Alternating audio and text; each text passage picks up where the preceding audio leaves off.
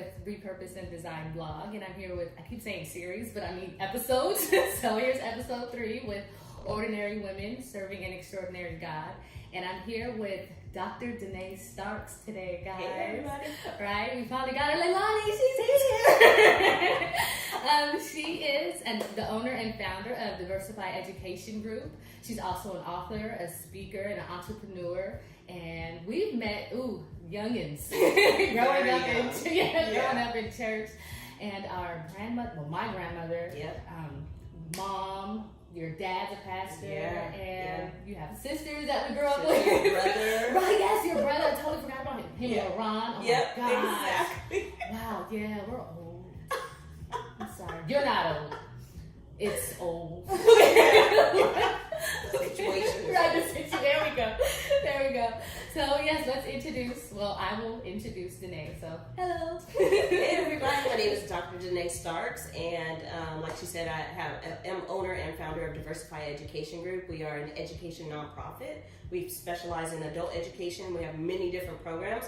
Check out our website at www.diversifi, with a I, not a Y on the end, diversifieducationgroup.org.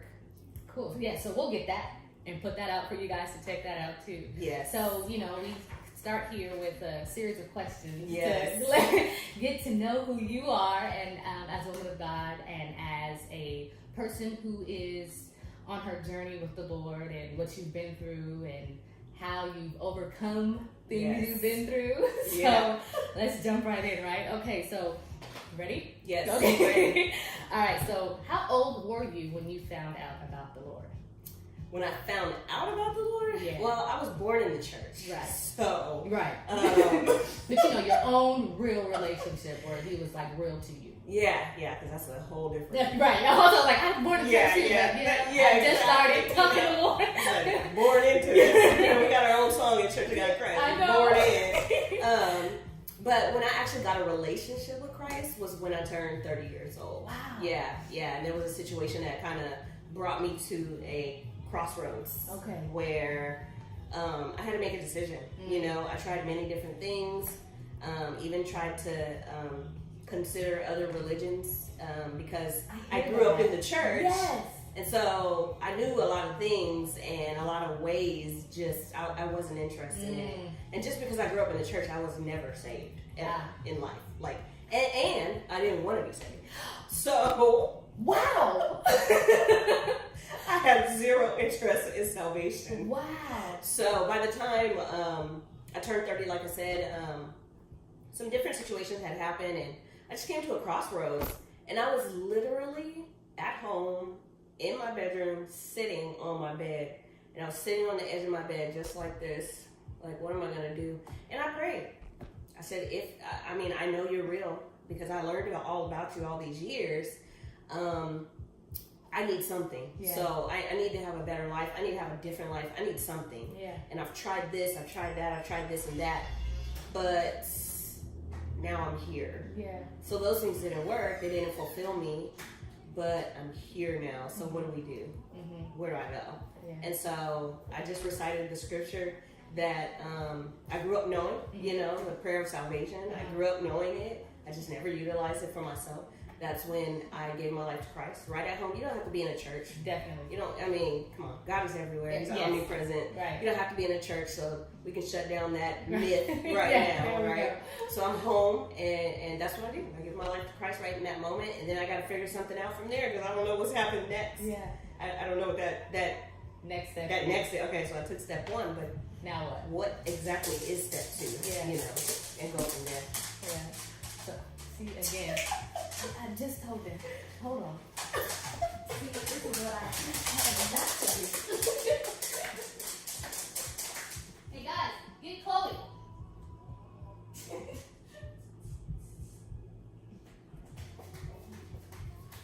Think God's ready. That is the truth. Okay, so if you don't mind me asking, what was it that made you pray? That initial prayer, I just came to a crossroads. I mean, I fell out. Like I said, I went through some different things, and I fell into some sort of like a depression almost, And I just felt like my life was like nowhere. Yeah. Really. I had accomplished some things. Yeah. But it just wasn't fulfilling. You know, and so I tried to fill those voids in different areas of my life with wrong things, of course. And so, of course, when we do it our way, it never works out, right? Of course. And so, so I ended up just, like I said, I didn't feel like I had another option. Oh, okay. I felt like this was a last resort for me. Let me try it. Let me try it, see what happens. If it's what people say it is, then good. If it's not, at least I tried. I checked it off. Yeah. Now, when I was looking into these other religions, I mean, I knew they weren't for me. Okay. I mean, I you know, people believe in who they want to. Right. I know the truth, and so I knew that wasn't it for me. Got it. In my life. Yeah. And so so I just came to a crossroads, man. I just, you know, you live your life, right? And you have your fun, you do all kinds of things, and like I said, you know, I mean, the Lord blessed me to be able to accomplish some things during that process and during that time. Yeah. But when it was time to figure out that next step, you know, it's like, okay, I'm 30. No. Okay. You know, yeah. I've done this, I've done that, I've been through this and that, you know. What do I do now? Yeah. You know, where am I at? I'm not happy. It's kind of like how you know some people that have a lot of money, they can buy whatever they want to buy, they can do whatever they want to do in life, really successful, and then they still fall into a depression. Yeah. Because for whatever reason, they're still not fulfilled.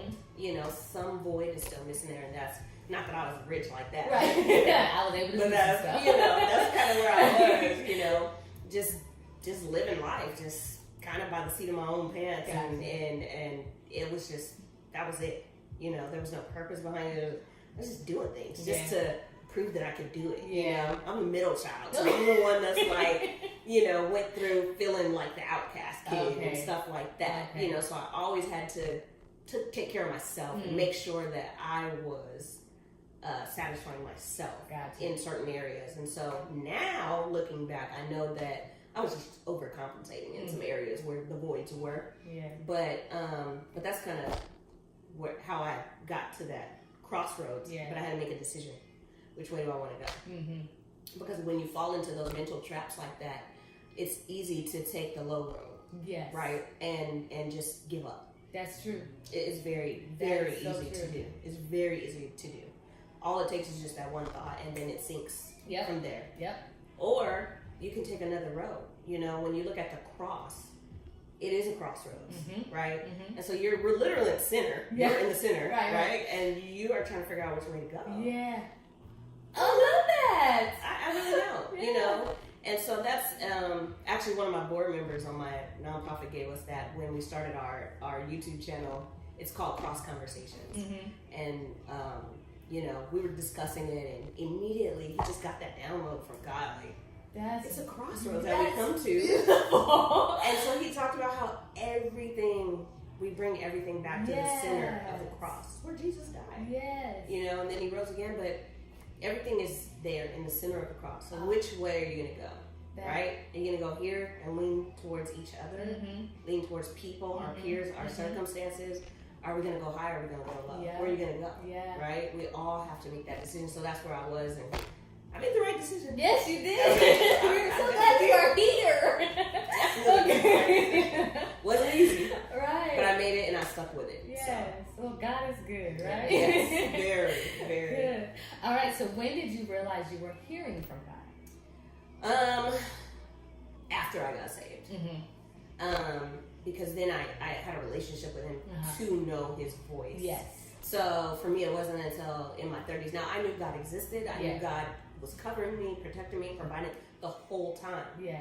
You know, because he gives us grace and gives us the free will. He still allowed me to live my life. True. But he still covered as well. But I did not know the voice of God until I actually got saved and filled with his Holy Spirit. Because then that allowed me to have a deeper level of relationship with him, to where it's not surface. You know, if you just get saved, that's good. Right. But there is a next step, you know, after that. And that Holy Spirit is what helps us to maintain, helps us to hear, discern things, operate in our spiritual gifts. determine if it's God's voice or if it's not. Right. Because sometimes we hear things and it's not necessarily God's voice, right? Even the prophet had to teach Samuel in the Bible how to recognize God's voice. So for me, it wasn't until after I got saved. And I don't know, I mean, I'm not saying it's not possible, but I don't know how anyone can hear God's voice clearly without coming to that point, because I had to, he had to be speaking to me, and I had to be a willing, open vessel to hear from him to even make that decision. Right. I knew of him, it's kind of like how you hear about a person, right. But you don't know them. Right. And then when you meet them, you're like, oh my God, that's you. In the flesh, this is real, You may not have a relationship with them, but you know them differently. Right. You know they are, you know them in the flesh, And so there's a whole different thought about it. There's a whole different perception versus, oh yeah, I've heard of them. You can kind of brush that off. True. True. Other than that, it's like, oh yeah, I know them. And then it goes from there. It's either the good stuff or the bad. Yes. Right? Yes. That's it. And so, for me, I knew of God. And so I did know certain characteristics of God. But I didn't know really how to hear him. But he could always hear me. So it was kind of, he was just waiting for me. Right. He was just waiting, like, okay. She gonna come soon. I know when you're gonna come. Right. Right. Cool. All right. Well, good. Okay. So, do you know what your calling or your purpose is? You know what? That's a really good question. Because I know now. Okay. I know now. I believe that my calling in life is one of education. My spiritual gift is teaching. One of anyway. But also just leading, leading others, building others, just changing lives, Before I got saved, I always was the one who, like, if a bully is picking on people, I would always stand up for those kind of like the underdogs, right? Because I always felt like I was, I always felt like I was a scrawny, skinny kid, Jerry curl, glasses, braces. I would love to see that. I just look crazy. Exactly. They picked on me. They called me olive oil, all kind of crazy stuff. No but way. It's like, okay, maybe, but yes, I'm still better than you. What? Confident word, right? Exactly. So that nature has always been in me to try to defend those who just are shy or won't stand up and just allow people to treat. I didn't understand that. Why are you allowing somebody to treat you like that? It's not okay, But once I got saved, I had to kind of turn that same passion around. Yeah. Because I was very zealous and very just argumentative and very just like prove I'm right. I want my voice to be heard and no, you guys are wrong and you can't do this and blah blah blah. And I didn't care. I didn't have any tact about it, But now it's different. And so I know now the purpose for my life, and it's very much different than what I thought. It's different than my purpose. It's different than God's purpose for me, right? That's the truth. And so I can live out my purpose all I want, right? I can make some stuff happen, but living out recognizing God's purpose in your life, and then living it out and carrying it out is a very tough thing to do. It's very, very tough because there's times when, most of the time, it's not something you want to do. True. Right? It's not something, once I started getting into, once I got saved and grew my relationship with Christ and became more mature in Christ, was able to get opportunities for teaching and speaking and things like that. It's hard. It was hard. People would prophesy things over and I'm like, that ain't right. I don't want to do that. I don't want to do people are like, how you going to tell God what you want? That's my relationship with. I do tell. I mean, not that. Right, in a sense. Not that it changes anything, But I express. I come to him with my heart and express to him like, I'm not comfortable with that. Right. Why me? Right.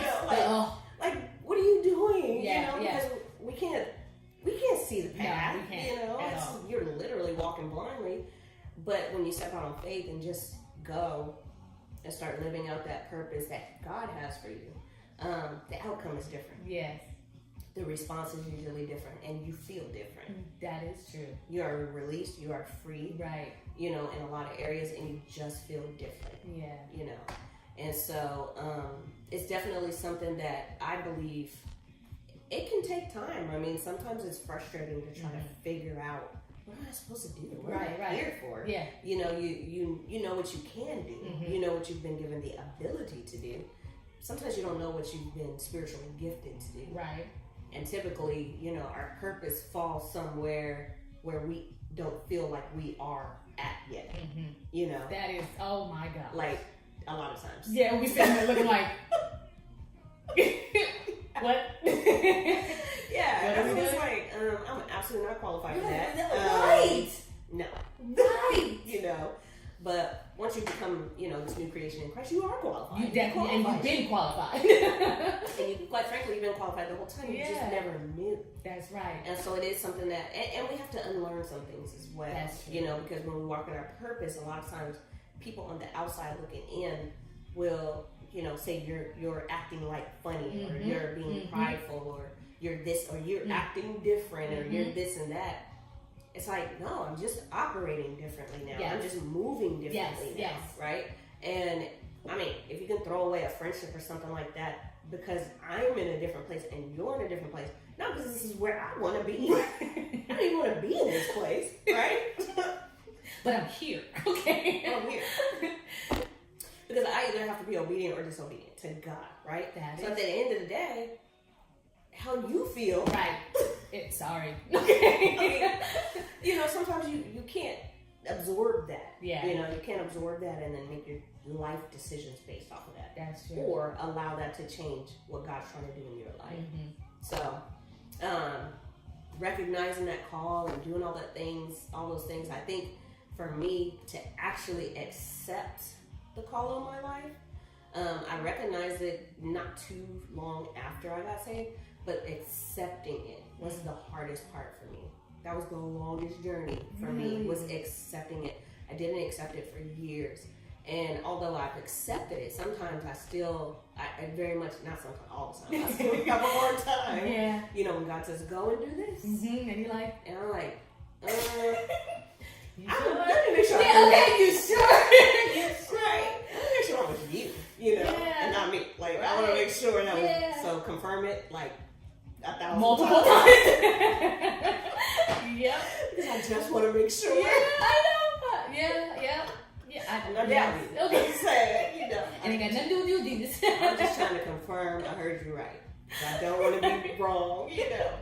You know how we do. We do all kinds of all the time. But that's one of the things that I know, like, at least I struggle with too. Like, even still trying to figure out, like you said, it's like getting to that place where you're comfortable, just being like, God says something, like, all right, I'm on it. But you're like,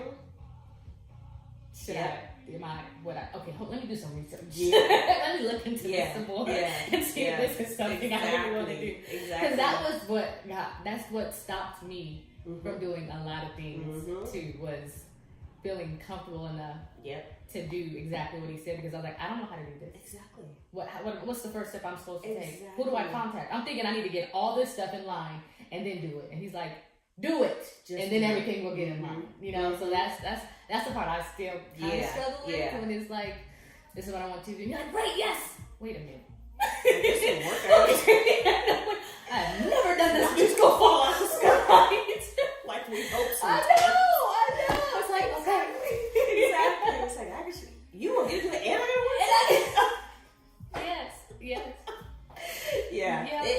It's hard. It's definitely difficult. And for me, I'm no different than like Moses or a lot of the other persons in the Bible that did not accept their calling. Yeah. First time, second time, the third. That, you know, listen, I just didn't. I mean, I just didn't. I didn't want it. And what made you not want it? A fear, really. Yeah. You know, I mean, if it's summed up in one word, it's really fear. Because that's taking a step forward in an unknown direction. Not knowing anything. Yes. Have zero clue on what's about to happen to you. Yep. All you know is that I'm going to do this. Yeah. But like you said, I don't know how I'm going to do it. I don't know why I'm doing it. Right. And it's just going to happen. It's funny because when I talk about things that I have gotten, like, from the Lord, and it's like, this is exciting, but I am scared out of my mind to do this. The first thing I do is literally process it in my head, like, okay, I have to do this, and this, because I don't know this, I don't know that, and I don't know this. and then I hold on to it for a while, and it messes with me. You know what I mean? Like you keep thinking about it over and over and over again. It's like you get a little bit of anxiety about it. Yes. You know? So it just eats at you for a minute, and then it's like I want to go tell somebody like this is what happened, and to try to get somebody's response to be like, right. But I also know who I can take it to and who I can't take it to. That's right. So I almost get scared of just not telling anybody anything. Yep. Doing it and then putting it out there and then sharing. And then sharing. Yeah, exactly. Yeah, because I can't, because I remember the first time I did that, I shared it. And when I shared it with somebody, they looked at me like, ain't nobody gonna do that. And I was like, well, thank you for Yeah. Okay. You know what I mean? And it kind of like crushed me. But I was like, absolutely. How dare you? So I was like, all right, watch. It's true. I mean, because other people, they don't know. They don't. Right? And then most times we don't know. That's true. So we are thinking, I'm very analytical. I overthink like a lot of things. Yeah. Right? I think a lot of like thinking A, B, C, D, E, F. Oh, shoot. That don't work out this. Like I just do too much sometimes. But, when it comes to like God's doing. Yeah. If he gives it directly to you or to myself or to whoever it's directly ordered to, it's hard for somebody else to understand usually. Yes. Because a lot of times we can't even explain it thoroughly. True. We don't know. I know. We don't know all the components either. No. So I'm about to do this. Okay. So, it's probably not going to happen. I don't know how. I don't know when. I don't know who. But I'm doing it. I just know that I'm just going to do it. Yeah. At some point. Yes. And then, understanding that the timeline doesn't belong to us. I think that's one of the challenges as well. The timeline doesn't belong to us. Like, I knew that I had my spiritual gifts, teaching and administration, different things like that. And I've always wanted to just be a college professor. Like, that's my dream. That's just what I want to do. And what happened was I've been in insurance for the last 15 years. That's my career field. But education is really my passion. Gotcha. So if I could give up this career field to do education, that's what I want to do, right? And so here I am in insurance. I mean, I was at a company. I had applied. It got to a point where I had applied for 17 positions within a 4-year span. I got 3 interviews and I got 0 jobs. And so I knew after a while, because you have, that rejection is hard. Yes, it is. And after each other, and you're qualified. Definitely. Yeah. And then you see who gets it. Yeah. And you're like, okay. You're like, really? For real? So after the last one, I was like, okay, well, I know that's not the path. Yeah. At least not here. Right. It's not going to happen for me. I'm not going to be able to move anywhere. It's not going to happen for me. So I have to try to figure it out because, I'm independent. I support myself. And so I'm like, okay, well, I have to figure it out. I can't be stressed out. I can't be worrying. Right. But I really had to deal with the rejection of not getting, knowing good and well I'm qualified. Yeah. But I just keep getting passed over. I got all these people, let me help you. Let me do this. Oh, I'll try it. I'll try it. Yeah. Nothing's working because guess what? They were never going to pick me. That's not. I was never going to be their choice, right? And so then the Lord opened up the exact same leadership opportunity I had been applying for year after year. Every time it would pop up, every time I got rejected over here, I got one interview with a company and I got the job in the leadership position that I wanted, right? So I'm just through the roof. Right. I'm excited. This is like where I want to be, right? Because I'm able to lead, I'm able to build, I'm able to help others. I had a mentor when I first started, when I first graduated college and got the career job, and she pulled all of us African Americans. It wasn't many of us. Oh, wow. Probably less than 10 at that time. Pulled all of us in her office, and she said, look, do you guys know about 401k? Do you know about this? We didn't know. Yeah. And we didn't know. We missed out on money for all these months because we didn't know, right? So she mentored us. And she told us she would call us for one-on-ones, and she would be the one to tell somebody like, "Don't wear that to work again. This is a professional environment, and let me tell you what you're looking like to them." Oh wow! she was a true mentor. She loved us. And she really just brought us under her wing. And she told us, she said, she was the director. She was a Black lady. And it was just amazing to see somebody at the top. We wanted to ascribe to some of us, you know. And so, you know, again, you know, she taught us, well, every time you go to a new level, you take some people with you. Because that's how we stay in community. That's how we stay connected. That's how we help one another. We build bridges for each other. Because sometimes in some environments, that's the only shot you have. So, so she taught us that. She instilled it in us. So I moved on to the new company, and I was over there.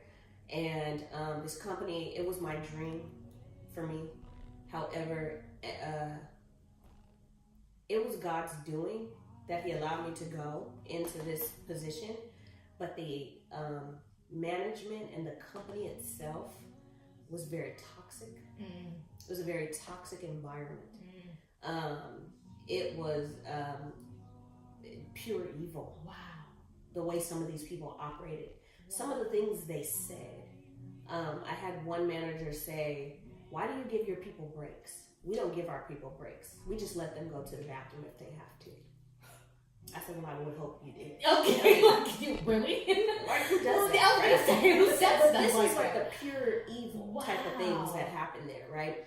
And so here I am managing, and I got a whole group of people to protect, because otherwise they're gonna get eaten alive by these people, which is absolutely not okay. And so here I am. It's very toxic. I'm stressed out. You know, stress can do everything bad. You know? And so here I'm praying, God, get me out of here. Get me out of here. I'm applying for jobs, thinking I'll just get another job. In the meantime, October 2017, the Lord gave me to open my nonprofit and get it filed. He had me to get everything filed, get the name, get it all filed. And so I got it all done legally, got everything filed, done. November of 2017, this is just less than a month later, this is about 3 weeks later. 2 days before Thanksgiving, one of the guys in the office, he came to my office and he said, "Dene, help me, something's wrong." And as soon as I stood up and took 2 steps, he dropped to the floor in my office, had a massive stroke. It was me and him on the ground. I called 911, did everything that I could possibly do, but it ain't much, because, you know, you can't stop the stroke. Like, I can't stop the stroke. No. Okay. And so he, you know, I kept him talking, and at some point he just wasn't talking anymore. And I'm looking over him like this, like, "Are you alive?" You know, like, I'm like, "Say something, please." I'm like, I have to maintain my composure, right? Because I got people looking now through the window and through the door, like, what's going on? You know, everybody thought he had a seizure, but he didn't. Paramedics and things came, they got him to the hospital, thank God. I mean, the whole story is just a pure 1000% miracle of God, because even when he got to the hospital, they gave him the medication to stop the stroke. Well, he had some complications. The stroke wasn't stopping. He had a bigger stroke. Oh my God. Landed himself in a coma. Went before my eyes on the ground. He literally went paralyzed on his left side, and face distorted. I mean, everything they say that a stroke can do, it happened. But the good thing is this is what I'm saying, it's a miracle, because the timing of it all, like 3 hours before that, we were standing at the desk talking to each other about Thanksgiving, because this is 2 days before Thanksgiving. We're standing there talking, and he's like, "So what are you doing for Thanksgiving?" And we're just, it's a normal time, like we normally do. Nothing different. I ended up taking a late lunch that day. So by the time I came back from lunch, this probably happened about 15 minutes after that. And so I was there, you know. But I said, "Why do you walk past all these people in this office and come to me?" Yes. Like, why do you do that? Right. Do you know what this did to me? Like, okay. Because now I gotta deal with it. You know, like, now I'm the one looking at this. This is scary, you know? And so, like, all these thoughts are going through. But I know from just, you know, my upbringing and the church background and the type of upbringing we had was, you have to just move on. Like, you keep moving forward. You don't show signs of anything. You have to just keep going. Well, it came to a point I couldn't keep going, because my heart is racing. Right. And I'm having nightmares. Yeah. And I'm like shaking, and I'm going through these things because I just saw this old man go completely unconscious, and it's just me and him on the ground. And so a couple of days later, you know, I went to, this happened 2 days before Thanksgiving. And then Thanksgiving, so we were off work. And then that Monday, I went to the doctor, and my doctor told me, she said, you know what, she hugged me, actually. I told her what happened. Because my blood pressure was so damn high. Okay. You know? She was like, she did. Bring it in. I'm telling her everything. I was like, I don't know what's going on. Yeah. And she said, you know, that was very traumatic. Yeah. And you need to, this is post-traumatic stress disorder. You need to get ahead of this, because if you don't, you could have triggers and things that happen, and you won't know how to handle them. You need to get into therapy now. Wow. And so she prescribed me some anxiety pills, which I wasn't comfortable taking because I felt like I'm not a medicine person like that, so I didn't know what I didn't know what it was going to do to me, and I was afraid of that. So anyway, I ended up, you know, after some months, I did not go to therapy right away, but after some months, I kept working and everything, and after some months, these people were still evil. I mean, they didn't stop. Wow. I mean, everybody's like, oh my God, you saved his life. You know, putting all this light on me. Not them, right? The people in our direct office. And these people were just still committing just such evil acts. And my blood pressure's already high from all this stuff going on. I'm still working, and I'm like, Lord, you gotta do something. Like, I can't afford to not be at work. I gotta figure something out. And I kept saying, I have to figure something out because I didn't feel like God was hearing me. Get me out of here.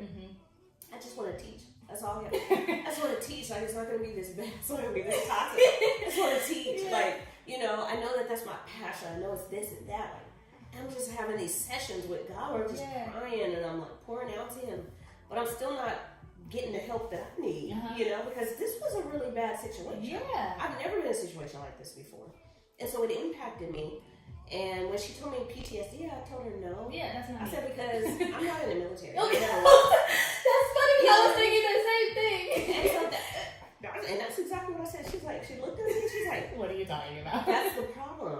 She said, anybody who goes through trauma can get PTSD. It's not a military, it's not isolated, you know. It's anybody. That means if somebody lost a loved one, I mean, anything. Wow. You could get in a car accident, and that could be traumatic. Yeah. You could fall, and that can be traumatic. I mean, you can have a child pass away. That can be traumatic for a parent. A parent pass away. Anything. Literally anything. Abuse and all these things that people have gone through. Yeah. And so, eventually, that happened in November. I didn't get to therapy till about January. Like I said, I'm a very analytical. I research. So I research and research. This is not going to be good for me. Exactly. And I'm research. Like, who do I go to? I don't know what to do. You know, I've never been to therapy. It wasn't supported, I guess, in my upbringing. It wasn't an option. It wasn't talked about. It wasn't even in the church. Like, it wasn't like, here's some good resources if you go through X, Y, and Z. True. It wasn't like that. Yeah. So for me, I didn't know, right? And so I had to figure it out, and I did. Thank God. I mean, I prayed, and I'm like, God, what do I do? Who do I go to? Yeah. And I didn't want somebody talking about science and chemical imbalance, because I didn't have all that. I don't have a disease. I don't have a mental illness. I just need help for this situation. Yeah. Like, help me recover from this situation. Yes. You know, I've been in this toxic environment for 2 years now. Oh, wow. And on top of that, this thing happened on top of that, right? And so I remember talking to my mom, and she said, wow, the Lord just really, I was telling her about the incident. She's like, wow, the Lord really just made His way of escape for you through that. And I was like, what? I'm still working here. What are you talking about? Like, I didn't even understand. And I didn't get it until now, of course. So in spite of, even the doctor didn't take me off work until February of 2018. So this happened 2017, the end. Doctor takes me off work. There was some different things that happened in the middle. Again, toxic environment. So they did things very wrong. Doctor took me off work in February, and he told me, he said, I am appalled at the behavior of what's been happening and what's been going on, the way things have been handled, you know. the doctor was completely shocked because people who hear the stories this can't be these happening. people did what? Like in California they did it? Like, it's unbelievable. Yeah. Wow. And so while being off work, I had to focus on getting better, in my own mind, getting better. But as I was focusing on the trauma and learning tips and tools through therapy, I was able to recognize how my path and my plan, right, the way that I planned it, because like I said, I was going to apply for jobs and I'm going to get another job. And God's plan was like, no, you are not going to do that because I have a different plan for you, right? And so had that stuff not happened that way, my plan, either I would have been stuck right there still and stressed out. I mean, that's my blood pressure. This is how bad it was. It got to the point my blood pressure was 193 over 113. And the doctor said, you can have a stroke just like these. Yeah. They were very concerned. So it was just one of those things where I had to make a decision like, okay, I have to take this seriously and I have to do what's best for me, right? And so I'm going blindly into this thing because I don't know what's about to happen. All I know is I'm off work, like, God, what are you going to do about my finances? I'm looking at my bills like, what? This is not fair. And so then I was angry. Like when you go through PTSD, you do go through these stages. I think there's 5 or 7 stages of PTSD where you're angry, you go through grief, you're sad, you're this, you're that. I didn't understand this stuff. This is all blind for me. But God knew the whole time. And guess what? When I bring you out of this, you already did the foundational work, right? So the organization is already set. It's already set up. So all you need to do is get through this, right? And then you'll be able to walk through the already open doors. And so the doors now, like, had I still been kind of in the structured hours of work and in the toxic environment, I wouldn't have been where I am now, where I'm in an area where I have a nonprofit. Our nonprofit is an education group. I am teaching adults, which was my passion, which is to be a professor. I'm still doing exactly what I've always dreamed and what I felt like my purpose was, but God's purpose actually aligned with mine, I'll say. Or mine aligned with there we go. I'm like, how do I say this? I was like, well. Yeah. So he kind of allowed me, right? Yes. Kind of to have a little bit of my way. Right. But then, of course, he has his way. I only get like 2%. He gets the whole 98, right? And he hears us, on what we want to do. That's nice. But the how, and like we said, the how are we going to get there? Like, we don't know, right? But all I do know is that, you can't give up, right? Because I would be no different than the person on the street banging their head against the wall. Had it not been for that. My therapist said something to me. She said, how do you come in here week after week telling me these things that are happening? Because again, I was still working there for a time. And she said, how do you come in here and you sit so calm? And you're, I just don't understand, And I said, I have a relationship with Christ. So it's kind of like my outlet was prayer. My outlet was just in times of frustration, God, you have to fix this. Yes, because I cannot. Because if I do it, it's not going to work. We're going to be right back to the circle right here having this conversation. Again, so I need you to do something. Like, I'm so lost. I don't know. This stuff's I've never been through this before. Yeah. Like, why am I going this way? Like, why is this happening to me? I really had an experience, but the entire time, I didn't realize the entire time, although I felt like that situation messed up my life because it threw me off my path, right? Because I always made a way for myself, right? Now I'm put in a position where I sometimes, I'm having forgetfulness. I'm all these things that's related to post-traumatic stress disorder because it does impact your thoughts, right? Sometimes you're just emotional. Yeah. Like for zero reason. Right. No, it's not that time. I'm just having a moment. And you have to try to figure out what works for you. Do you count backwards from 100? I don't know. Sometimes that didn't work. I would count to 95. And I'm like, this is stupid. I'm done counting. This is done. Okay. I'm go outside. Right. And so you have to figure it out. Yeah. But I do know that, God's purpose is what it's going to be, yeah. right? You know, we have our ideas, we have our thoughts. He even allows us to have our own considerations, right? You know, but at the end of the day, it's going to be what it is. And so he was so good. I mean, like I said, that whole situation was a complete miracle. Taught us some things through that situation, but also one thing the only thing that I had to hold on to was my faith. The Bible talks about having a mustard seed, and that's all you need. Listen, that mustard seed is gonna shave down to like something that you could not. Right. Piece of powder. Right. Something. I mean, unbelievable. Yeah. Unbelievable. So, just that little bit. Just a little bit. It kept me. And so now, you know, God has really opened the door. We have an AA program in business administration, and we're affiliated through a Christian university back east. We have an accelerated certificate program. We have multiple different courses and classes and things that we offer to help with adult education. And so had it not been, had I still been in that situation or in a structured type of environment that I'm used to being in, I wouldn't be able to do this. You know, thank God for my board and everybody who works with us, but they all work their day jobs as well. Oh, gotcha. Okay. So I'm the one doing it full time. Yeah. But it is the vision that God gave to me. So of course, you know, right now that's where we are. Yeah. We're looking to grow, of course. But I'm like praying, like, okay, Lord, that was rough. Okay. So please let us grow. Let everything, anything else that we gonna do. Please. We learned our lessons. We get it. Okay. Good. That was a lot, you know. Yeah. And so, like I said, I mean, lately the doors have been opening for me to go and to share and to speak in different environments where that's the story I end up telling. And I'm like, I'm not planning on this. I'm here to talk about business. What am I talking about? You know, because there was a time where I hated telling the story. Oh my gosh, because I still wasn't free from it. I'm still going through. Yeah. And now just being free.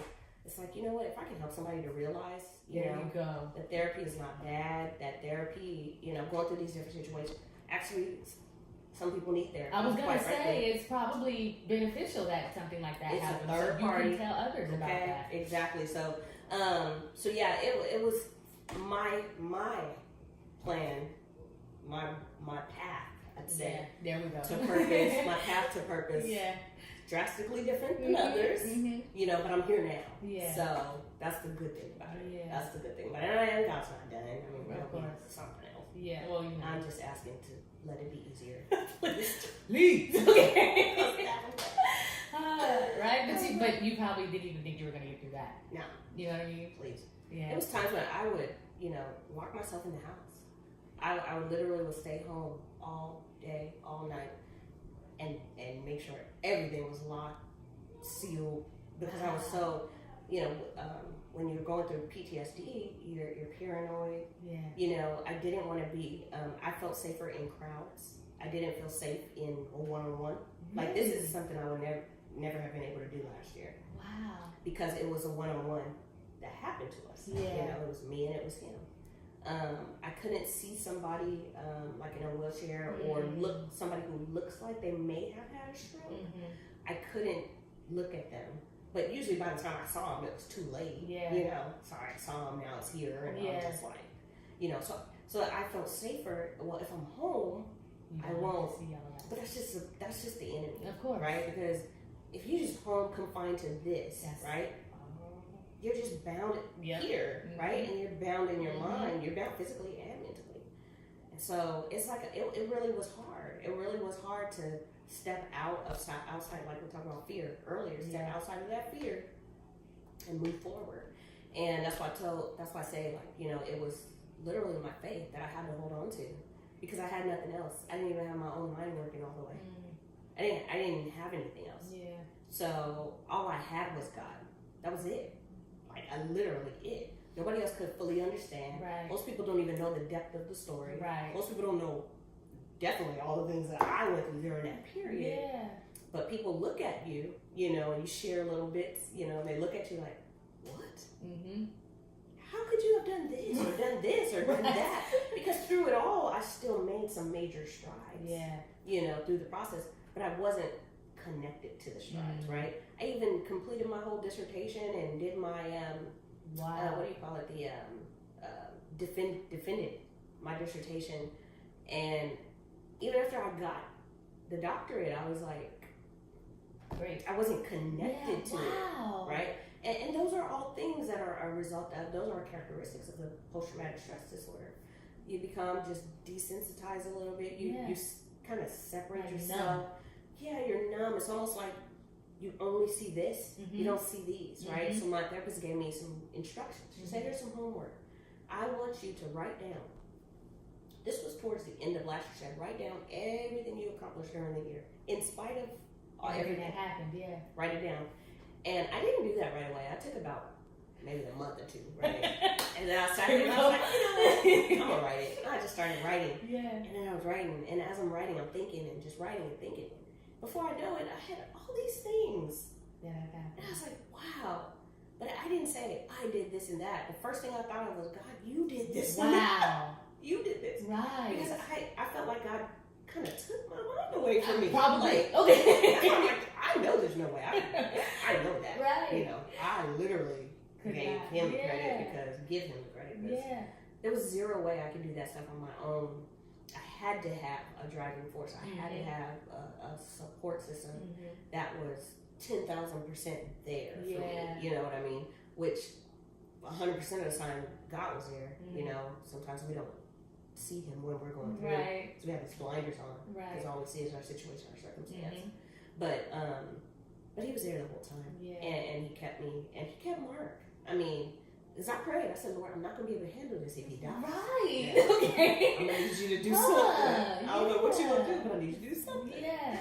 So, and Mark he's recovering well. Yes, he's not fully there yet, you know, but still, but he's not where he was. Right. I can tell you, I mean, God is good. God is good. Yes, he is. And so I'm just really, really blessed to have come through that, because now I'm in a position where, like I said, the opportunities that are coming, I'm ready to talk about this because I don't think I'm here for this. Right. But it kind of turns that way sometimes. But it becomes a blessing and a help to others. Yes. You know, to let them know, like, you're not weird, you're not this, you may not even have a disease. Right. Right? You know, people hear terms. You just had a situation. Yes, something happened. I would love to be able to have people understand that. You know what I mean? It's like, my daughter has a friend, and he's a young boy, and he has been diagnosed with something, and he takes medication for it. And I'm like, I don't know what has happened to you to make you believe there's something wrong with you, because literally, like, I mean, mind you, I don't know your life, but I know if I'm looking at you right now and seeing how you're acting right now, stop holding on to the things that people have told you prior to that. That's right. You know what I mean? You can be so much more than what they've said you have or what you are, because that is just something that they say so that they can throw some stuff at you and say, yep, let's just keep him coming, let's give him this and make him look like he's better. But it's like, I even asked him, I was like, what do you like when you're not on medication? He's like, well, I'm like, well, try it and see how you really feel without it, because if you're just taking it just to take it at this point, like, what good is it really doing for you? Like, just see. Just see. Just try it. Yeah. Just try it, because I'm sure this was probably something that happened long ago that they just kept up with because they don't know how to deal with what happened to you. Yeah. So, because I was like, he just needs some attention. You know what I mean? People just act certain ways to get attention. It's true. Really, you can clearly see that that's what it is. I'm just like, if he just had somebody to talk to, like in a way that was more of a conversation versus, okay, how is this? What are you know what I mean? Sometimes those settings aren't even what you need anyway. That's right. So it just hurts my feelings, like you said, it's to be told you have something versus have gone through something. Yes, you know? Those are two completely different things. Totally. Having an actual diagnosed disease or illness, as they call them these days, is completely different than just going through a situation. Right. And actually having the experience of this, and this. Right. You know, those are two different things. They are. But what we hear when we hear, oh, I went through this versus I have this, you know, it sounds different. Oh my and so gosh. in our brains, it like digests different. Cycles are different. It's yes, like, it does. Oh, I have something. Yes. I just have a disease. I'm gonna die. Like, I mean, we get to triple. Oh my. We get to triple. We do. Okay? So, that cycle. you know, but God good. Like I said, I mean, God is so good, and just through going through that and kind of Him directing the path, you know, it's opened me up into the community where we need these services. Yes. We are the ones who need to know. That is true. That it's okay. That is so true. The church needs to know that it's okay. Our communities, our blacks and brown minority communities, we need to know that it's okay. Yeah. Because many of us have gone through different traumatic situations. And we just move on with life. Right. Like we were taught. We just move on. But guess what? I have an opportunity where now I have a mentoring group for young girls, ages 9 to 12. And some of the things that they share, some of their experiences, some of these girls have gone through some traumatic things at such a young age. And I stopped and I said, first of all, I was just like, God, what are you doing? Because I do adult education, right? I'm normally working with adults. Yeah. And so here this opportunity comes to work with children, and it's like, okay. Now, but what I found out is that the issues are the same, right? But they started somewhere in the adults. Yes. They started somewhere. Yes. And so now I'm able to see where those gaps are, you know, and the Lord has given me some insight and some things to create some programs and some different things to fill that gap. Because just because you are a product of this at age 9, 10, 11, 12, whatever it is, 5, whatever, doesn't mean that you have to grow up and now be in your adulthood where we are, but still be surviving from the same thing, the trauma then or from the things that happened then, right? Because that's what we do. We don't live life. That's true. I mean, the Bible says live it and live it abundantly. That's why, one of the reasons why Jesus died, right? So you can have like really good life. But half of us don't. We don't live. We're just trying to survive. We're just trying to survive work, or we're trying to survive school, or we're trying to survive our circumstance at home, or we're trying to survive this and that relationship. We're not living. No. We're not. We're so numb to some things, and sometimes it takes that big situation to, start to shift your mind and recycle everything that's going on in your head, you know. So it's good to see how, looking back, so I can say this now. Yeah. Right. A year ago this time, asking the same question. I won't even be here talking to you. Okay? Yeah. But, you know, it's awesome to see how, you know, you can be at point A. Yes. Good or bad. And then once you get to B, C, D, you know. And people need to know that it's perfectly okay to go through what you go through. I learned that it's okay to feel what I feel. Yes. It's absolutely okay. Right. I can feel what I feel. Right. And be fine. Now, I then have a duty to make a decision. You know, am I going to react off of my feelings? I'm just going to pray about it, release it back to God, go from there. Right. Right? How do you move? Because at the end of the day, there's so calling on your life, there's so purpose on your life, right? So if you react certain ways, right, your fruits ain't going to look right. People going to be like, okay, really? Okay. I'm not really trying to fool with that. Right? You know, I don't want no parts of that. No, thank you. I don't want no parts of that. Yeah. Okay? So, it's quite the journey that I've been on, but, you know, what they say back in the day where kids, like, you go to the fire and you come out as pure gold, you know. And I can say, like, I mean, going through the fire, you know, you do come out definitely stronger. Yeah. Better. A little more refined. You know, way more refined. You can think clearer. You see different. Yeah. I mean, now I'm able to even recognize things like that I couldn't recognize before. Like, man, that person's really struggling with this. You know, or that person's really struggling here, there. Instead of judging. Yeah, instead of judging, I've been there before, so I know. So I know what it is, you know. And so, not for me to necessarily approach them or anything like that, but I'll pray for them. At least how you know, pray for them. And so, I see how God has just taken all of that, just to bring it all back to Him, of course, but then to allow me to also be where I originally wanted to be in the first place.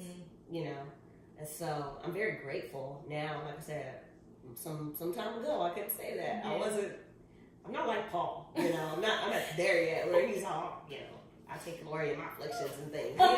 You know? No. Okay. Right? Striving. Yes, okay. we trying to get there. But I'm not. It's funny, I was like, I've got a little situation going on, and I saw a scripture, you know, like, Yeah, well. Okay. Right. All right. Exactly. All right. Maybe tomorrow I'll feel a little better. Right now it sounds good. But exactly. Yeah. You know, and I can say like your obedience to God, even through the process, is very important because even as I was going through that process, there would be days where I'm having like, I didn't know what it was at first, but I remember I saw a person in a wheelchair and I froze. I froze, and it was very scary for me because it's never happened to me before. I didn't know what was going on. Why am I freezing? I don't know what's going on. Yeah. And so I was having this like anxiety attack or whatever, but I never had one before, so it scared me like crazy. I mean, the good thing was I was at the doctor's office for just a normal follow up, but immediately I was just emotional. I mean, overly. I'm not an emotional person. I was overly emotional, but I couldn't control it. Like, it just was happening. You know, like. The only thing I could think was like, let me text my therapist. Like, I don't know what's going on. Text her, and she said, she didn't say calm down because I think that's probably the wrong thing to say. Yes. But she said, understand what God is doing. That's exactly what she said. Because see, when I prayed for a therapist, I prayed. I said, Lord, and I need you to send me somebody who is a believer in you and who is Holy Spirit filled. Because I want the person who believes the same thing I do. Yeah. Because I felt like you could relate. Yes, and I don't have to explain to you why I feel. I don't want you telling me like you got this chemical off and that chemical. Right. You need this and that. Right. No, I don't. I need God. That's what I need. Okay. I need some practical things, but I need God. You know. And so even in this environment, I didn't want to expose myself to something, you know, where I'm going and talking to them and I come out worse. I didn't want to do that because then I'm gonna be worse. So I'm already jacked up. Right. How's that gonna help me? Exactly. So let's help each other. Yeah. You know, we'll be good. But I remember she said that, you know, and I was like, what are you talking about? Like, this is not okay. Like, I don't know how you fix this up. Like, I don't care what's going on. This is not okay. Like, I don't know what to do. Yeah. I'm still crying and, you know, blood pressure's high and they took me in the back and I'm looking down and pacing back and forth. I can't sit down. I'm just like, I'm telling the guy, like, please don't take my blood pressure. It's really high. Please don't admit me to the hospital. Please, I'm not crazy. I don't know. Have a moment like that. I don't even know what's going on. Yeah. And so, but I just know. I'm pacing and I'm talking. And I'm pacing, I'm talking, you know. And the doctor comes in. He was so cool. I mean, he was so patient. He just said, just keep talking. He knew what was happening. I didn't know. I was just talking and talking. And, you know, he's like, yeah, just keep talking. You know, but I needed to release that. Yes, yes. Right? And so I equate that even to us, like as body of Christ and as saved persons going through life. Yes. Sometimes we talk to the wrong people, right? But you need to get in that confined moment with God and just keep talking. Oh my God. Like keep telling him what's going on. Keep telling him your heart, how you feel. Yes. Release it from your mind. Right. Right? Because all this and what's what's in here. It's gonna mess you up. Listen, here, a whole nother place. Yeah. And so get in that place and just release it and give it back to him because you can't do nothing with it. No, you can't. You gonna flip out. It's gonna mess you up. You gonna flat out go crazy. Yeah. Okay. The stuff some of us have gone through. Yeah. It is only God that we didn't go crazy. Definitely. The 5150. I know, right? Not just people think you're crazy. Yeah. You know. So yeah, but being obedient. So even in that, I mean, having this panic attack on a Monday, I gotta preach on Sunday. How can you do that? I said, Lord, I'm not gonna do this. I'm gonna have to call somebody. I gotta call somebody, okay? Because I was like, nope, I'm not doing it. I'm not doing it. You're not gonna have me up there. And I mean, it's like a real conversation. Seriously. Because now I'm scared. Yeah. Like, I didn't even know I could do that. Right. I didn't know I could react that way. Yeah. So now I'm scared to do anything, you know, and anything extra. So, you know, so I just said, but I still was obedient. Good. You know, in the process, I still had that much in my mind to be obedient, right? And through the process, which I think helped. Yeah, of course. It's like, okay. Yeah. And it's really an accomplishment when you can't think straight naturally, but you can still function all the way. Yeah. That's like not supposed to happen. Right. You know, so there is a God. Of course. You know, for anybody who doesn't believe, there definitely is a God. Yeah. Okay? Let's knock that out. Right. You know? And there's definitely still a God who just loves us that much, to give us that much grace to cover us, keep us in our right mind. In our right mind. Even when we don't feel like it. Right. So, yeah. So it's kind of where I've been. Yeah. Well, shoot. Hey. But it's by His grace that we got here. You know what I mean? Absolutely. It's by His grace that we got here. And I'm sure behind that whole thing, even if you don't even understand everything behind it, I'm sure that is just all a part of something else that's part of you, part of your story. So, oh wow. Yep, that's absolutely. Yeah, I know. It's like, I know it's tough, but shoot, it's still beautiful, you know? To know that through all of that, God was still like, okay, I got you. And just to be able to tell the story. It's a huge accomplishment. You know, because like I said, it's not a story you just want to tell. You know, it's like, this messed up. At least I feel that. Right. You know? But then it's like, you're going through that, like I said, that period. I was really angry at him at one point. Like, he messed up. He walked past all these people and came to me. Why would he do that? You know?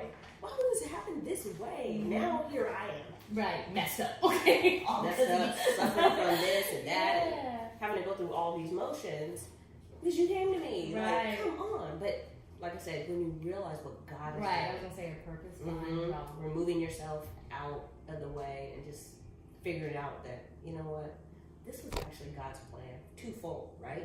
He needed to perform a miracle. Yes. He needed to. He needed me there for 2 years to build that relationship. Yes. Because the guy actually worked for me for the first, he literally maybe 30 days before the incident, maybe about 60, 90 days before the incident, had gotten a new position. I really helped him, supported him get a new position. So, other than that though, I mean, he was probably one of my best employees. Wow. Hardworking. He was the oldest out of all of us, actually. Wow. Not old, but oldest out of the group, very healthy. So it was hard to understand how that could happen to him.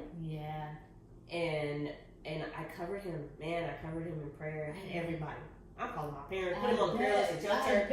Everybody at my church. I'm like, look, God has got to continue this miracle because I'm telling you, God is so good. Because when he, before the incident, he just come back from a walk outside. And the area in which our office was in, people would have stepped over him because it was common for a homeless person or something like that to be laying on the sidewalk. They would have stepped right over him and he probably would have passed away.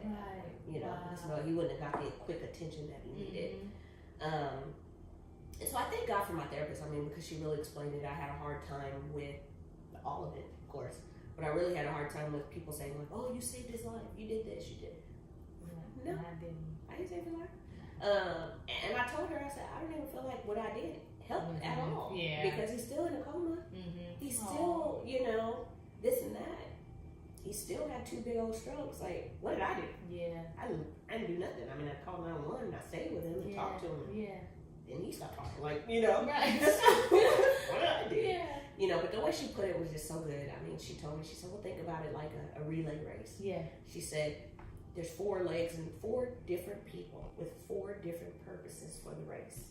She said, you were the first leg of that race for him. You were the quickest to respond. And that's number 1 in that relay is you got to put a fast person at number 1 and number 4. And she said, you were number 1. You got there and got everything done quickly. You stayed with him until it was time to pass the baton. The paramedics came in, they're number 2. They took it from there to do the medical things that only they could do, confined to what they had. Then they got to get you to the hospital. The doctors did everything they could do. And now he is in a coma, but he's in God's hands. And God has the final say. He's the last leg of this relay. And so she said, so your part was very necessary. No, of course, God saved his life, but just like he ordains doctors and physicians. He gives us the power to do these things. He equips us with these abilities and things to help others. Or, you know, he came to you for a reason because God directed him to you. And, you know, she's the one that had to put it in perspective for me, you know, of what happened, because I did not see it like that. I'm sure you didn't. Especially knowing what happened. You're like, I didn't do anything for him. Right? You see a picture of him at this stage in this hospital, hooked up to everything on everything. But that was the crazy thing. He wasn't on life support. Like, that was like the weirdest thing. And he did have to have a half of his skull removed because of brain hemorrhage and swelling. It was bad. It was bad. His story is actually on Instagram. His wife she wanted to tell his story, you know, his path, because it was such a miracle. I bet. And his family didn't know what happened. They just knew they got a call. get here ASAP. Wow. You know, something's happening. I went to visit him in the hospital. I was scared. The first time I went to visit him in the hospital, I stayed in the car. I didn't get out of the car. I couldn't do it. I was too scared. Too scared. Yeah. And I sat in my car for 45 minutes, and I turned around and left. After 45 minutes. And then the second time I went, which was about 3 days later, I had gone to church that Sunday, and I prayed. I just needed some strength. Yeah. And the Lord told me, go to the hospital after church. I said, why? I'm scared. Like, I can't do this. Right.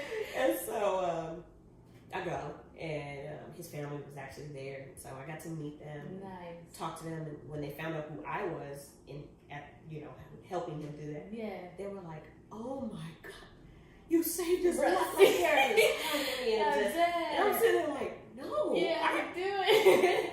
Look at him. He's in the ICU. I didn't do anything, you know. How do you say that to the people? It's like, you saved my child's life, you know. Because to them you did. Exactly. You did. And I really had to get that naturally. Yeah. I mean, I know it was God. Right.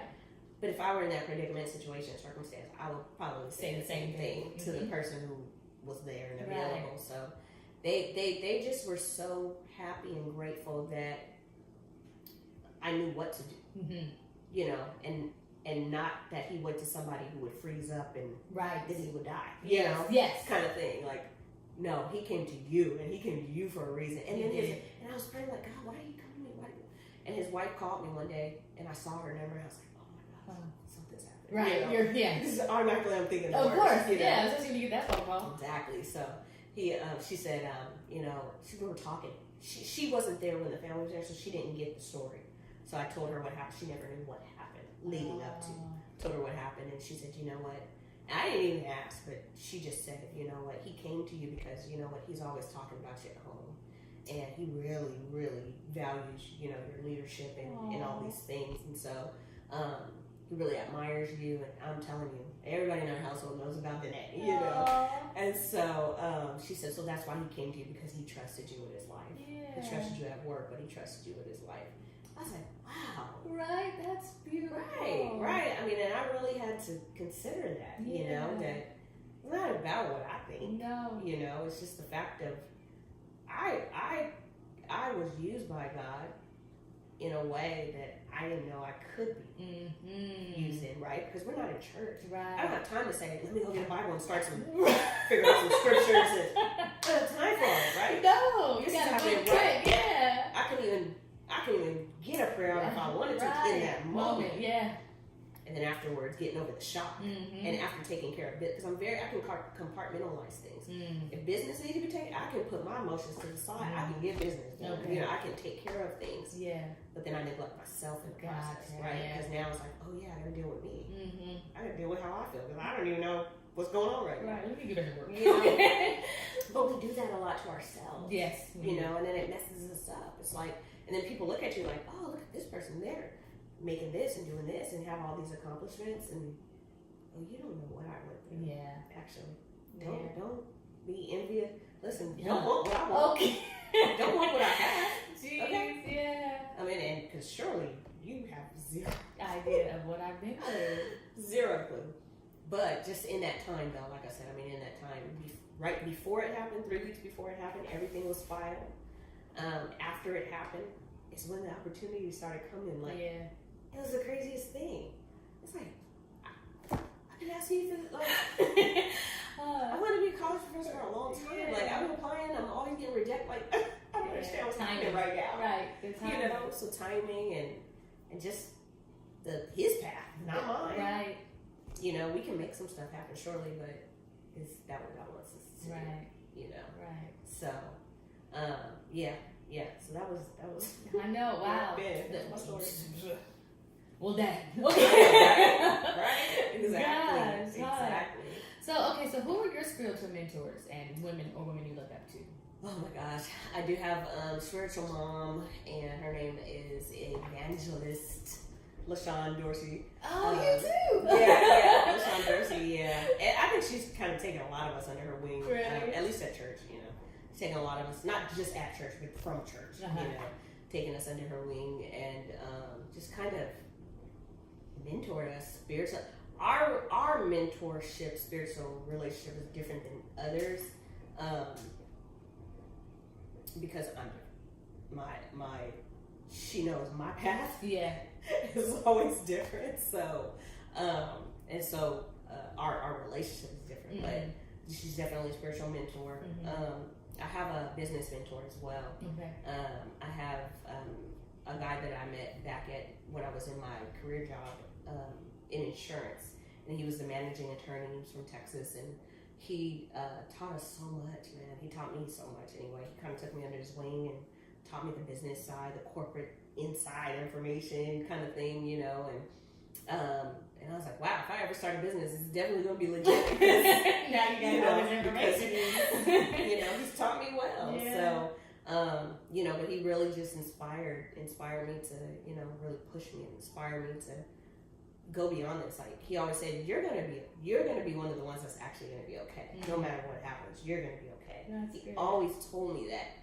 I'm like, what are you talking about? Like, of course you can say that. You're an attorney, you get all this money, I'm like, you've arrived. I'm trying to be there, So those two, are definitely, spiritual side is her, business side is him, and he's very good, very good. But even in business, I also have a mentor who, like I said, she took us under her wing at the beginning stages, and we're still in contact today. That's Ursula Whitfield. Okay. She's an amazing businesswoman, and she really changed our lives, just that experience of I bet someone cared enough to go over that stuff with you, kind of mother us in the office, and kind of make sure, because like I said, there wasn't many of us. Right. There wasn't many of us, and the ones that would come in, there was a lot of turnover and things like that. And so for us to have somebody to look up to who was in a leadership position, like, man, I want to be that. I want to be in that position. I want to be able to hire people and mix help it them up, out. Diversify it, and help them out. That's something that she did. She did that. She hired blacks, whites, Asians, Indians, Latino, everybody. She didn't just pick, out of 17 positions, I'm going to pick 2 of this, and the rest of this. Yeah. She didn't do that, and it was tough for some people to adjust to. I'm sure. When things are traditionally one way. Yeah. So, but she kind of broke the mold with that, which was great. Sweet lady, very sweet, but very passionate about you being successful. Those who want it, she definitely was passionate to push you in those directions, And even if you didn't want it, she saw something in you that was like, no. You're going to. Okay? You're not going to settle for that. Right. Because there's greater on the horizon for you. And so, just a great, awesome individual. That's awesome individual. Yeah. That's good. I like having that, hearing about stuff like that. You know what I mean? That's really good to have, especially for us who don't have that going on. And now, I mentor, and first it was the kids, and now I have women contacting me saying, I want you to be my mentor. And I'm like, huh? Why? Okay. Excuse me. Like, I'm looking at my phone, like, this can't be real. Like, what do I know about any of this? I'm just like figuring it out. These are just opportunity expansions of what God has Because I'm sure they're coming to you because you don't necessarily know what they need until they tell you. You know what I mean? So that's one of the things too. I'm sure it's both, because even when I got my mentor, I was kind of like, I know I'm supposed to contact you. I don't know why I'm supposed to contact you, but I know there's something there that we need to be in contact with. So I can only understand. Oh yeah. My mentors stay on top too. It's not. We're gonna talk all the time. We're just check-ins. Yes. And you better respond to shit. Right. Yeah. That's when the mama comes out. Right. Okay. What have you been doing? Okay. I sent you a message. Okay. I ain't heard from you. And we need that accountability. Yeah, we do. Sometimes we just get busy. Sometimes on purpose we ignore folks. I know. We're like, I don't feel like crying today. Yeah, no, I'm with you. I understand that. So what advice were you given that has stuck with you? I guess what I said earlier about Every time you go high, you take some people with you. That I have taken with me. Even when I did get the opportunity to be in leadership, I prayed, I asked God, like, who can I bring? You know? And there was 3 individuals that the Lord gave me to bring. And so I was able to at least get 2 and hire 2 of them, or get 2 of them. Well, one worked directly for me, and then one was just hired in the company. Nice. So I was able to, you know, bring some people with me, and then even just launching into my own business, I have brought a lot of people. That's good though. I mean, a lot of people like, listen, we need this. Because I don't have it all. I don't know it all. Right. But we need those people who we can count on to help us with because of why stress when you can just lean on somebody else who that's their thing, right? You can bring them along, you know, and usually it's a situation. Well, I pray about it first. I don't just like just do. Oh, you should do this. I want you to, you know, no, because I know it's very fragile. You know, because it is. We're not considered a faith-based nonprofit like a church or things like that, but your beliefs are my personal beliefs, you know, and their personal different ones, and so we got to make sure that people are operating ethically and not going to put anything in jeopardy for legal reasons and things like that, but also to make sure that all the bases are covered. So why should I stress about accounting when there's an accountant? You've been accounting for a long time, like you know what's up. So it's so cute. You know, so it's like just, you know, praying and just seeking God and then just listening for His voice. Like we talked about in the beginning, and it's okay. Use that one. Now use that one for this. Use that one. Pull this one for that. And that has worked. I mean, when the Scripture talks about the blessing of the Lord maketh rich and addeth no sorrow.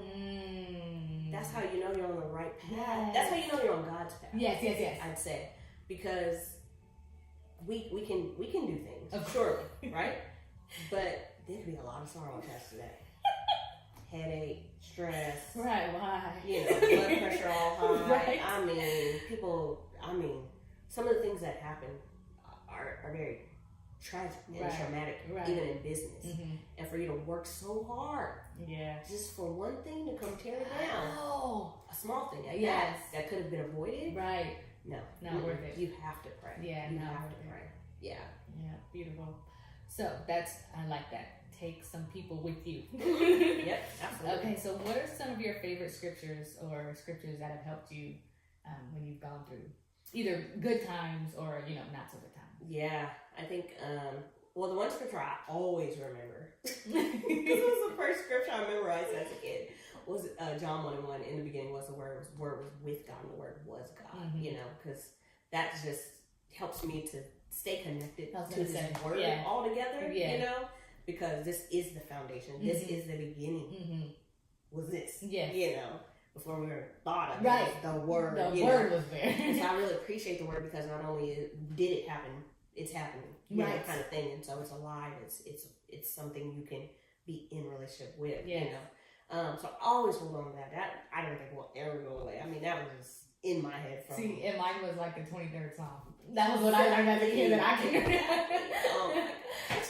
That one, and then the one in, I believe it's in Philippians. I gotta get the exact scripture, but let this mind be in you, which is also in Christ Jesus. That just became last year. Really? Because that was the one that I had to hold on to the whole time of going through. Let this mind be in you, which is also in Christ Jesus. And then Romans 12:1, where it talks about renewing your mind daily. That one's always been a good one for me to hold on to because as being I just made 10 years this year I will make 10 years this year being saved, you know, and have a relationship with Christ.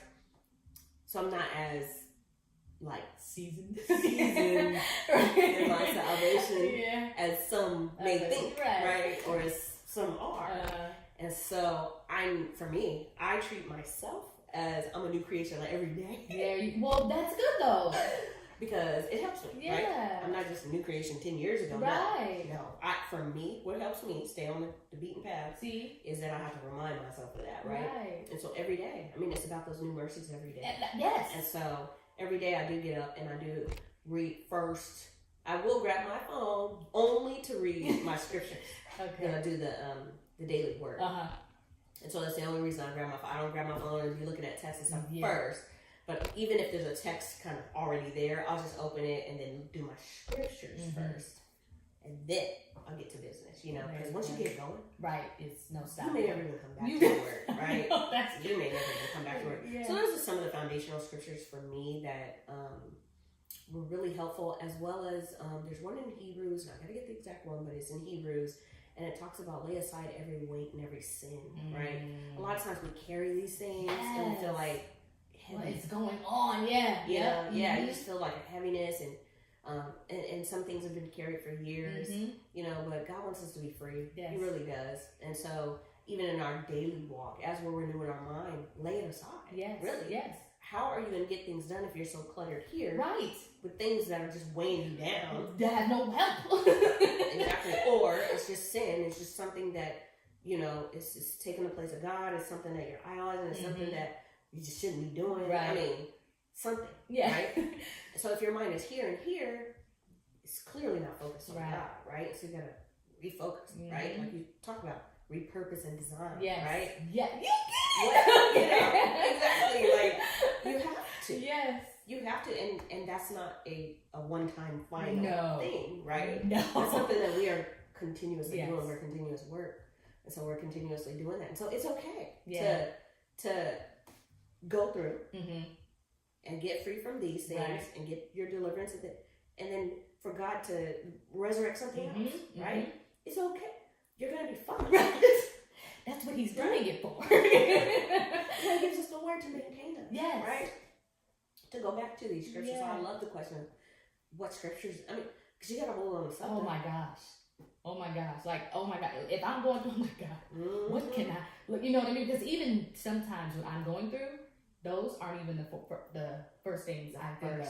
They are not. You know what I mean? I'm more of a, okay, what can I do? How do I, Jesus, okay, and then it's like, okay, maybe I should go to, you know what I mean? Because that panic sets in, and it's like, wait a minute, remember who you are, remember whose child you are, so right?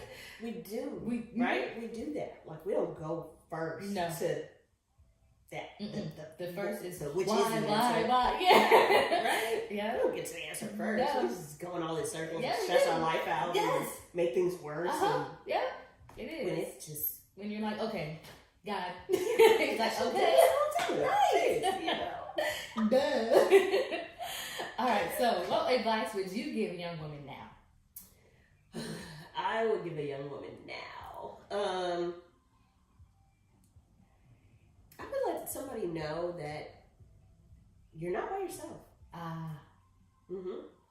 I would definitely let them know you're not by yourself, because a lot of what we go through, and you know what, and I learned this, and I have to give this credit to my girls in the mentoring group, because we played a game, right? And we had a line, we had a tape line, and there was a group on this side of the line, group on that side of the line, and we asked questions, and if this has ever happened to you, or if you ever experienced something, then you had to step to the line, right?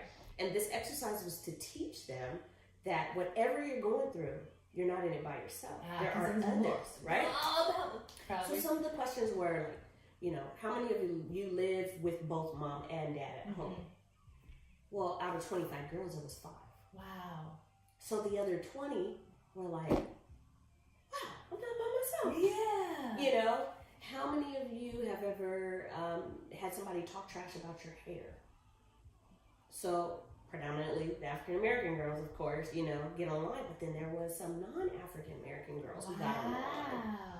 We opened it up. Anybody want to share a story? And some of them shared their experiences.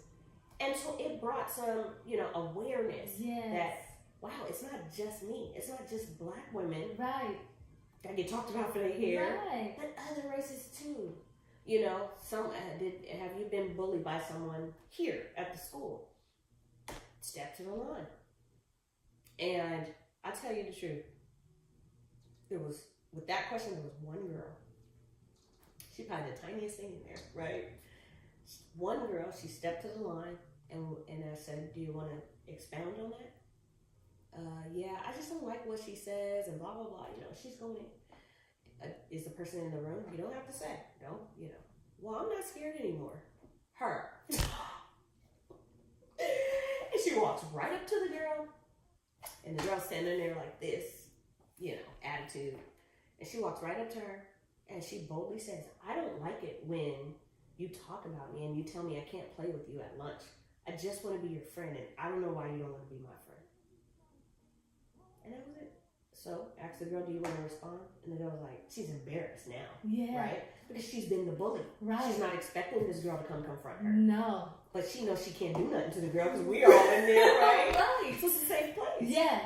And so she looks at her and she's like, no, I don't want to say anything. So we go through the remainder of the day, go through the remainder of the session, and we switched over to a different exercise. And on this particular exercise, and I believe adults need to do this one too. They probably should. But it's a face. And on half the face, this half of the face, you write down what people see when they look at you. Mm-hmm. Right?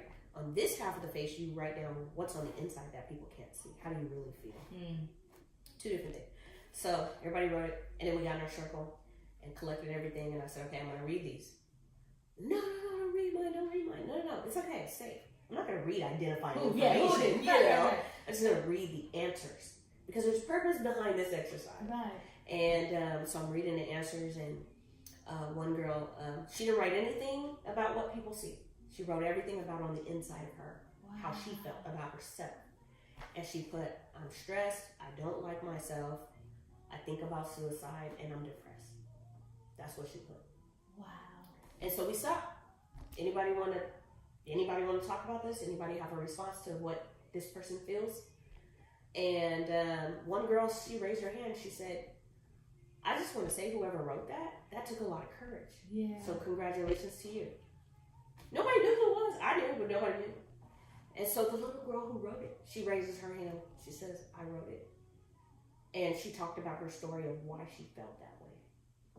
And she currently was in a foster care situation. She talked about it. And then she said, my life is messed up. You're talking about a 10-year-old. I know. A 10-year-old, okay? So then, these girls just rallied around this girl. So one girl's like, I'm in foster care too. The other girl, me too. I've been in foster care for as long as I can remember. So she smiled. This girl ain't smiled the whole time. Oh she smiled. God. She's like, what? You too? Like, you too?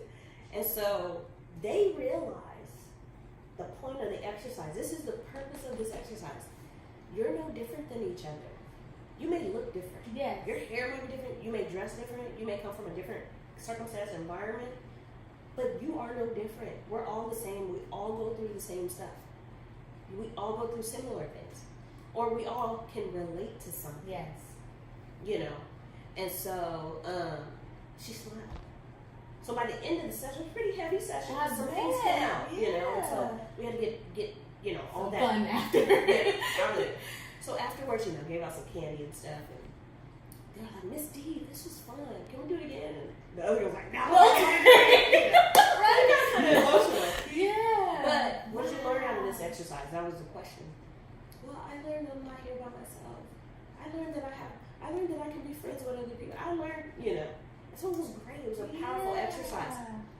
But what it was that the best part about it, the little girl that had approached the bully, by the end of it, nobody gave instruction on anything. Nobody mentioned anything after she confronted her and she had nothing else was said. Yeah.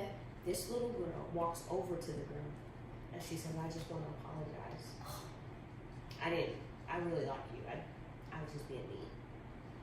She apologized to her. Wow. So that's exactly what I would tell another one. Yeah, yes. Like, you're not by yourself. Yeah. Don't ever feel isolated. Mm-hmm. Don't ever feel like what you're going through is dumb or weird or like you have to deal with it on your own. Yeah, be isolated, because it's in those times when you force yourself to be by yourself, your idle mind starts working. That's when these depressions sets in. That's when these things. Listen, there's an enemy out there that is trying to get your mind so that he can take you out. Yeah. So if you allow him to do that, right? And we know the outcome. Yeah, right. You don't be here. Yeah. So, but that's what God's plan for you. Right. So, anyhow, that is exactly what I would tell another woman. you know, and I like I said, I give the girls the credit because, you know, that was something that we all did together. And that was actually my first time administering that type, you know, because I'm like, what do you want me to do with these girls? I pray about them, and I pray for them too, but, you know, I'm trying to figure it out myself. And so, yeah, I would definitely tell another woman that. That's you know, beautiful. you're not by I yourself. love that. All right, so is there anything else you want to share? No, I think this was pretty thorough. Yeah. Well, thank you for sharing. You know, that takes courage, like seriously. It really does. To be able to go through something so traumatic, share it, and not go through a breakdown while you're sharing it. You know? Right? That's awesome. Yeah, that's why I know I've come through that phase. Yes, so you know, yes, I've kudos. recovered. Right, that, God, amen. You know? God is good. Love it. Absolutely. So, who do you want to hear from? Let's see. Who do I want on this show? Yes. I would love to hear from LaShawn Dorsey. Okay. Yep, I know you've heard her name a couple Right. times probably now. They looking for you, Miss LaShawn Dorsey. You probably gonna kill me, but yes, I said your name, so expect a call. Right? Yeah, no, I think she's just a phenomenal woman, spiritually and naturally. I mean, she's made it. Her story is amazing. God's brought her out of so much. You know, she's from South Central LA, and she experienced some things down there, and she made it out. She didn't allow her circumstances to keep her in that environment and keep her bound up until she made it out. She's just like this phenomenal woman at this point. So I think she has a story to tell, and I think it needs to be told. Yeah. And I think it's purpose. Yeah. I mean, the purpose of this is exactly for women like her, you know, to come and share. So she actually shared with the girls yesterday, and some of them want to be doctors and nurses, but currently some of them are living in kind of situations like she grew up in. So being able to overcome that and grow up and be just successful and then empower others, and then come and give back to these young ladies, it was so impactful. And there was some breakthroughs that happened. I mean, it got to a point where she was just sharing, answering questions. And someone had to get up and walk outside. She couldn't, because it just so was much, so. But she related to it, and the girl got a breakthrough. See, this is how I know. You don't have to, and this is what I even shared with her yesterday. You don't have to go beat people over the head with the Bible. No! You carry the Spirit of Christ, the light of God on you, right? Yes. So things are going to happen in unknown places, right? And so we're at a school. We're in a house. And breakthrough is happening. Like, we're at a whole school. Like, we're in a neighborhood. With kids. With children. With kids. But just because you're free by the word of your testimony, you're now sharing your testimony, and it's imparting into others to let them know you are not alone. Listen, I didn't even know you went through that. Right. But you knew it. You know now that I went through it. Right? And so now you can, you feel it, and so now your heart is being impacted, your mind. Yes. And yes, those thoughts and that stuff is resurrecting now because God wants you to be free. Yes. And so, you know, there was no mention of scripture, no deliverance, and falling out, all this stuff. You know, it was just sitting and talking. Like, well, what part of it is impacting you right now? That's it. That's it. Yep. But these girls are getting free. And after she left, and I walked her out, and we came back. I came back. The girls were like, Miss D, oh my God, we love her. Like, you know, I just want to talk to her one-on-one. I was like, she's been listening to talk already. Yeah, exactly. So yeah, I would say get her on here. Yes, ma'am. Okay, they calling you out. Absolutely. I'll let you know I did it before you see it. But you're like, who is this girl calling? I know, Do you know somebody's name? Okay. Oh yeah, I meant to tell you about that. She's coming for you. Because I am. Exactly. All right, so do you have any questions for me? Yes. For what purpose, or how did you come up with this idea? Oh, I think it's great. Okay. But like, what was your path to getting here? Okay, so again, it was God, of course, because it started with him having me do my blog first, and I've been doing that for a while, and I guess getting more comfortable with sharing. So, you know, now it's like I almost can't wait for something to happen so that I can share it on the blog. And now he's getting me more comfortable. I think he's I think literally he's preparing me for something greater, because this has been something that happened. I was getting ready to go tutor one morning, and God was like, you need to do videos, you need to get some women, and you need to ask them some questions about their stories, and you need to have them share their stories. And I was like, well, okay. And he literally was like, you need to talk to this person, this person, this person, this person, and this person. And literally every single person that I reached out to was like, yes. Wow. Win. And this, even with you, I have had somebody lined up each week to interview. And I know that's not me telling these people to do this. This is literally just putting it out there because God said to do it and inviting these people to come. You guys have the option to say yes or no, but majority of you have said yes. Right? But no, because I understand some things are just going to be like, you know what? Yeah. But I love it. And it's really cool because we haven't talked in a long time, but to be able to sit down with you and hear, because somebody wanted to hear your story, that's great that I've already gotten that. You know what I mean? So to hear you say, yeah, I'll do it. It's just like, yay! You know, because I really do think God is just getting people out here to understand that you don't have to be this big celebrity person in the eyes of millions of people, selling out shows everywhere, and there's nothing wrong with doing that. But you can still be great for Him doing what He's called you to do to just people that you meet wherever you go. Every day. And that's just work, school, soccer games, basketball games, grocery stores, Starbucks. It's your ordinary people that you see just passing by that we all have a story to tell. And none of us would know that unless we actually stopped, talked, and listened and said, hey, you know what? I understand you're going through something right now, but I've been through something similar. This is how God helped me. And maybe that would be like you did for those girls. You know what I mean? So it's been just great to see how people are responding to this, you know, because again, I'm like, you want me to do a video and talk to these people, you know? Because again, this is, another out of my comfort zone. That I was just like, let me just put it out there and see what happens. Like you said, I'm gonna just try it. And if they say, no, God, hey, I did what you told me to do. And that's not even what I'm getting. You know what I mean? So exactly. He's like, no, they're going to come. So I'm like, I really do think this is a stepping stone for something else. And of course that makes me a little bit more nervous, but I'll know this is, I know this is all a part of His plan to get to His people. And that's what we're here for. We're just here to touch lives of those so that they can go out and touch some lives, and they can go out and touch some lives, you know.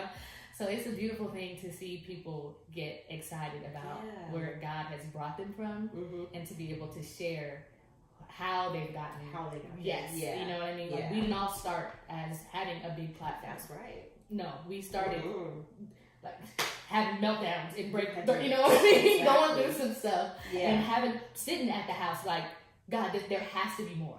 That's how I felt. I was like, I have not worked at a traditional job since 2012. Since my husband left the Air Force. And I remember feeling one day like, God, I know you had me in a position and I enjoyed it and I worked there. And I knew that I was going to go off and be a career woman. And He was like, no. And now I'm like, well, what do I do now? Like, I can't just be, I need to do something. What is it that you want me to do? Because I'm not just a mom. I'm not just a wife. I'm not just somebody who's taking my kids everywhere they need to go. I want more. Yes, I want more. Help me figure that out. You know, what do you want me to do? And He was like, okay. And literally, it was like I went through something. And He was like, now share. You know? So it was like, okay. And you went through something again. And He's like, now share. Right? So it's all these hard moments that we have that we just share. Because that's literally what our life is. Hard moments that we go through. God helps us through it and we share it. Exactly. You know what I mean? So and then it's crazy to see how your story impacts somebody else's. Like, yes. I would do all that. Just okay. There was no easier way around this. But no, because people are going through hard stuff. They really are. That's it. They really are. It's just hard stuff that we're going through. And even if it's not hard to you, it may be hard for somebody else. You know? And like you said, like for you, that was hard. It was real hard. You know what I mean? It was hard. Mm-hmm. But I'm sure there's people who have gone through that and like, I've seen that happen multiple times. Mm-hmm. You know what I mean? But they could be the ones to help you. Mm-hmm. You know what I mean? Mm-hmm. To hear that, oh yeah, that's, I see that. Yeah. You know? And then I have had the ones who said, you know what that, but you know what? I never knew there was a word for what I felt. See? You know? See? Like it's really a learned experience. Right. When you don't come from it. Right. Being like, normal. Okay, mm-hmm. You know? Yeah, right. Yeah, it's really a learned experience. Yeah. So, yeah, that's awesome though. I think this is amazing. Yeah. I'm going to share it with everybody I know. You know, because I think this is amazing. And like you said, I mean, there is a platform for everybody. Mm-hmm. You don't necessarily need to be Oprah. Right. You know? You don't necessarily need to be right, there you go. Out there. Yeah. You know, at that stage, you don't have to have a ride in, you know, but you have a story to tell. Yeah. And so whatever it may be, that's inspiring. Yes. You know, I think it's great. Thank you. I think it's great. Yeah. Thank you again for coming and sharing. This is great. Yeah, I'm glad you enjoyed it. Yeah, this is great. So cool. This is great. Yeah. I know. So good to see you again. Too. You know, it's been a long time. I know. For quite a while. Yes. Yeah. Yes. So. Yeah, it's amazing to see how, you know, going from childhood. I know. And then where everybody is now. I know. Even when I see you guys' pictures, I'm like, oh my God, see that? There he is again. You know, yeah, so it's crazy. Because, like, I follow Crystal, I follow Kina, and of course I follow you. So when I see your pictures of your family, I'm like, oh my God, your mom. Yeah. Your dad. You know what I mean? So seeing you guys, it's really cool. It is. Well, thank you so much for this opportunity. I think this is amazing. And I really pray that God blesses this. Yes. And takes it to just wild. Right? Okay. This is amazing. I mean, and I know what you mean, because when God gave us to do our YouTube channel, you know, it's like, what? Huh. Okay, now we gotta figure this out. See? You know, like, exactly. It was what do we do? How do we do it? And then it's like, okay, now create a podcast. Yep. Like, yes. You know? Yes. Because, you know, with the feedback we received was that, man, this content is so good, you know? Because ours is, like I said, called Cross Conversations, and we just take everyday situations and talk about it and lead it all back to the cross. Yes. That's where it started. That's the crossroads. So, I was like, and I love that too. So I'm looking forward to I need to get your information for that so I can put that out there. Definitely. But again, so I hope you guys enjoyed this episode with Dr. Dene Starks. Yes. And okay, so I'm gonna say your name again, Miss LaShawn Dorsey. Is she sister? She's minister. She's evangelist. But, I was like, sometimes I you don't want to like get your title. You know. Well, Miss LaShawn exactly Dorsey. Okay, you have been summoned again. Okay, so hopefully you will not be opposed to meeting with me whenever you get the chance. But yes, we will get you your information to be in contact with you. So again, I hope you guys enjoyed today's episode, and we will see you next time. Bye.